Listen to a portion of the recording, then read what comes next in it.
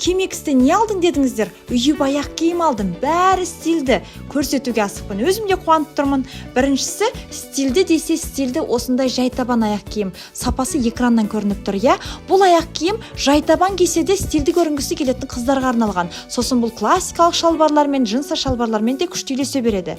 Екіншісі, мен жақсы көретін жіп босоножки өкшесін қараңыз. Бұл да ыңғайлы. Мен бұны зығыр шалбарымның балағын қайырып қойып кидім. Алайда юбка дейсіз бе, джинса ма, шалбар ма, бәріне келе береді. Мына туфли маған жерден жеті қоян тапқандай қуаныш сыйлағанын жасырмаймын.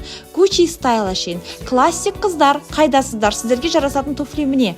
Бұл ақ босоножкиді сіздер образдарынан көріп жүрсіздер. Кез келген образға нәзіктік сыйлайды.